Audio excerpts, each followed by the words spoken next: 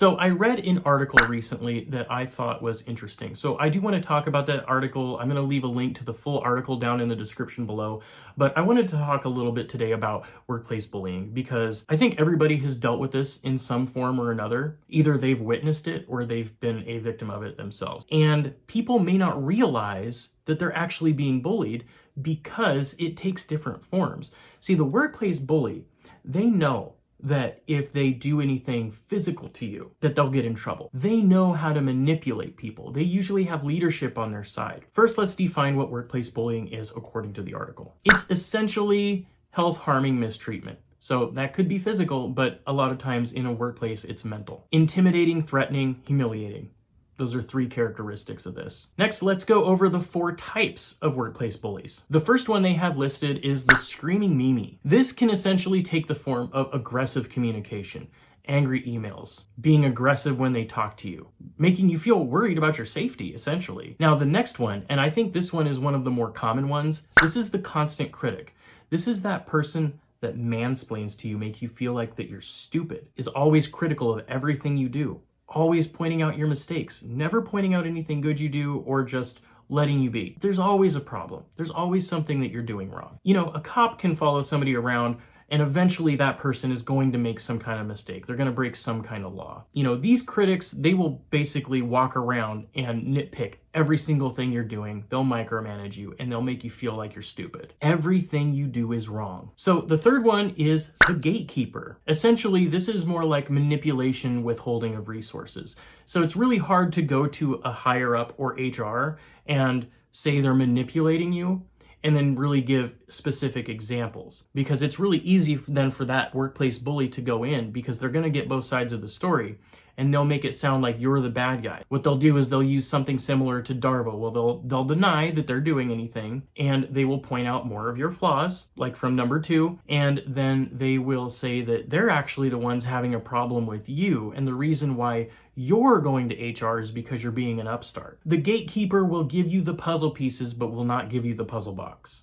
And then they expect you to build the puzzle, and then they will usually micromanage that puzzle building without giving you the resources you need to actually do your job. The last one they have here is the 2-headed snake. They'll be really nice to you and talk to you, but then when it comes to review time, they will say that you're not reliable, that you don't have a solid skill set. They will make up things that are kind of true, but not really, and basically make you feel like a piece of crap. When we think of bullying, we think of usually something physical. Wedgies, being pushed around, taking stuff from you, stealing, throwing things at you in class, that kind of stuff. But when it's in the workplace, it takes a different form because they know that they can't physically touch you, they can't lay their hands on you, so they will typically use their role in leadership, and they see you as a threat. This isn't just to pump up your ego. I literally mean this, because they wouldn't have a reason to treat you that way if they thought that you were going to submit to them and be submissive. One of the things that they will use is something called DARVO. Now, a lot of people will hear DARVO and they think of narcissistic, emotional abuse, and that kind of thing. But there are forms of this that take hold in a workplace, and it's essentially a form of gaslighting. And they use this when it's time for you to say something, making you feel like the only thing that you can do is just keep it inside until you get angry enough to lash out. And that's what happened to this person from the past. I'm going to tell you guys a story about a friend from my past. And I'm not going to name the company, where they worked, what the year was, or anything. I'm just going to talk about this person. So they had dealt with a pretty bad situation. It was a form of workplace bullying. They mansplained, nitpicked, they micromanaged. They made this person feel this big all the time. Made them feel like they didn't know how to do their job. They didn't know what they were talking about. Anytime they would talk about something either being out of place, misordered, not cooked correctly, or whatever, they would be made to feel stupid, like they don't know what they're talking about. After a while, this can take a toll on somebody. Now, the thing is that these types of things happen in such a subtle, small way over a long period of time that if you try to go to leadership or HR isn't there for you, they're there for the company. And when you make an accusation like that, a lot of times they will get the other side of the story, which is good. There's a lot of situations where this is good. But just like an abuser can manipulate a therapist to thinking that you're the problem if they're really good at it. These abusers, these workplace bullies, can do the same thing when you'd go to an HR meeting. And the way they do it is, first, they deny. This is where the DARVO thing comes into place. First, they deny that they did anything wrong. Next, what they will do is they will find literally anything you've done wrong. And just like they say, like if a cop follows somebody around long enough, they're eventually going to commit a crime. The same thing is true for pretty much anything else. Eventually, you're going to make a mistake. And they use those mistakes against you and they weaponize them. Then they reverse the role of victim and offender. They accuse you of being the one that isn't listening to them. And the reason why they're getting upset, they accuse you of being the reason why you need to be micromanaged, that you don't know what you're doing, that you keep screwing things up. And they'll point out all of these little tiny mistakes. That time that you burnt the bacon, the time that you came in late like 2 weeks ago. They log all of this information. Sometimes they'll even literally write it down somewhere and hold on to it, just in case you go to HR. Then they will use all of these little tiny examples to make you out to be this bad, negative employee. And since HR is just hearing this for the first time, a lot of times they will just take the side of leadership. Like I said, they're there for the company. They're not there to be your advocate. Now, you might think to yourself, well, of course they're there to be my advocate. What about sexual harassment? They're still there for the company. It's in the company's best interest to fire somebody that is sexually harassing somebody. So what ended up happening in this past example that has nothing to do with the present, the bully poked and prodded this person to the point where they eventually got aggressive and they yelled back because they just had enough. They got sick of being pushed around, sick of being treated like crap while this other person isn't doing their job. Now, what do you think happened in this situation? Well, they got in trouble. They got in trouble because they shouldn't be yelling like that. That's unprofessional. It's unbecoming. And now this person has blown any type of raise opportunity or any type of promotion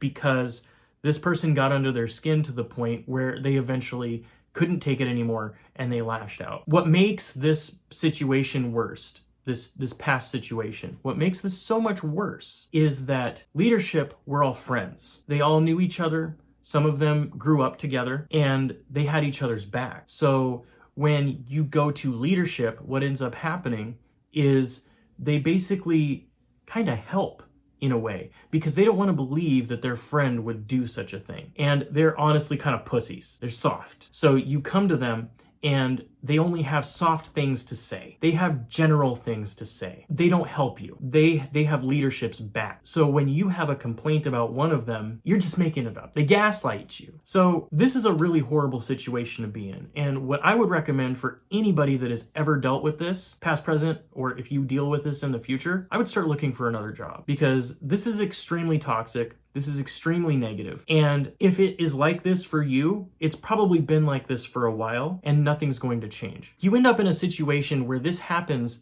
for such a long period of time. Multiple people have all had complaints about the same exact thing from this restaurant, from the same people over such a long period of time. You think that there would be a pattern there in order to stop it, but they don't see it and they won't do anything about it because that puts the company in a bind. It's easier to keep leadership and replace staff, which is toxic as hell, than it is to replace leadership. Leadership is harder to find, especially if you're in like a small town, for example. The employment pool is really shallow. Now that we have established this type of scenario, what are some things that you can do besides just leaving your job? The first and most important thing is you can't let it get to you. And I know that's hard. I know it's hard to do that. You can't let it get to you. Because as I said, just like on the playground, someone's gonna bully you. They're just using their words. They expect you to be the bigger person. But the minute you sock that dude in the face, you're out. You're the one that's suspended, right? And it's not fair. And I get that it's not fair. You want to, but you can't. So what are some things that you can do to mitigate a workplace bully? I would say the number one best thing that you can do with a workplace bully is to just nip it in the bud. You have to stop it right away. If you haven't and you took the L this time and you're looking for a new job, when you get there, remember everything that happened. And the next time something starts, stifle it immediately. Be assertive, not overly aggressive. You don't want to come off as being a dick or like you don't work well with others, but make sure you stand your ground. I really like what the article said here. It talked about why workplace bullies get away with it, and it makes a lot of sense. Essentially what they say is that a lot of times workplace bullies get away with it. I'm going to add my own reason to this too. They say that these people are high performers. These are people that they are considered kind of invaluable to the company. They do a lot, right? They're responsible for a lot. They take on a lot. Their actual productivity in that sense is usually good. They try to make themselves invaluable to the company in general, and that way they can kind of worm their way in. And then when they do things to other people, they're like, well, he does such good work. I don't see how you could be saying these things about him because, you know, he always produces so much awesome stuff, right? My own reason is I believe that they will also brown nose the crap out of leadership. But what they don't tell you is that this person has been talking a lot of shit behind your back to leadership about how unreliable you are, how bad of an employee you are, how often you mess things up. So then when you do go and talk to them, you look like you're just trying to be an upstart, like you're trying to cause problems. Because they see you now as an unreliable and bad employee. You know, they go out and have drinks with this person. They go and have fun together. What if this job pays really well? What if the nearest job to you pays half as much as what you're making there? So now you're like, well, do I just deal with it for this pay? Or do I actually quit my job and take a huge pay cut? The article gives 7 different ways of dealing with a workplace bully, but for the sake of brevity, I'm just going to talk about my favorites. Like I said, if you want to read the whole article, I'm going to leave it in the description below. This is one that I use, and that is to document the abuse, the specific examples of the abuse, the time, the date, and what happened. Document your own performance. Your performance is what you're actually going to use as a defense. When you have performance reviews later, you can talk about all the awesome stuff you did. Usually there will be these things called 360 reviews where you can do self-reviews and you can, you know, type in all the good stuff that you did over the course of X amount of time. So that way it contradicts the story of the bully talking about how you're always messing stuff up. How could you be messing stuff up if you have documented evidence of the things that you've accomplished? The thing is that just saying that I did 1 or 2 things awesome may not be enough, but if you journal over the course of an entire year, and you have like 70 different examples of how you were awesome, it's really hard to overcome that. When you document the abuse, it's important that you don't come off like you're shit talking. And this stuff is for your personal record. And so if something happens, you have a record of it. Because one of the important things, especially if you're like at a company setting, is you need to create a paper trail that documents this. Even if they get away with it with you, they will have a documented history of this happening. Say this happens to you, you go to HR, they don't do anything. But, you know, Susan has the same problem. Bob has the same problem over the course of the next 3 years.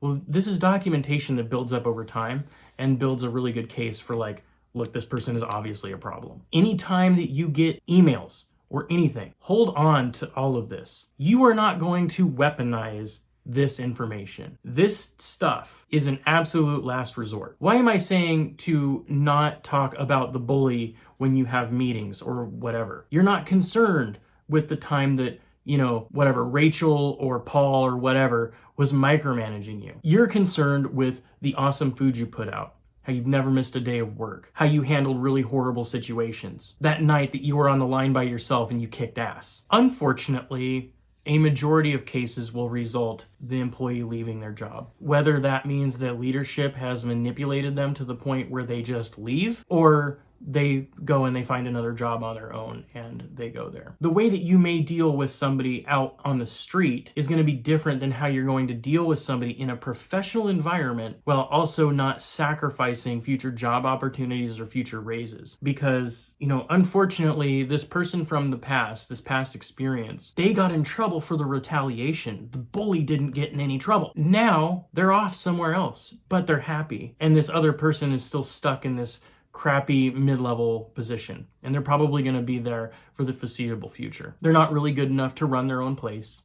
They're not really good enough to be an actual executive chef. They're always going to just be in this little position, bullying and harassing other people, being manipulative, and using this DARVO technique in order to make sure that they stay in their little piddly ass position. And it sucks. But how do you call them out and have it be professional. The easiest way to do this, think about what you would say to somebody if you were venting to your friend about what this person did. Now, all you got to do, take those thoughts, take those words, write them down, and translate them into a way that might sound more professional. Because, you know, obviously if you're talking to your friend, you're probably going to be swearing a lot, right? You know, say all the same things, just get rid of the swear words. Be assertive, stand your ground, and don't take any crap. A lot of times bullies are successful because they catch you off guard. I really hope that you're watching this more out of curiosity rather than having actually been bullied.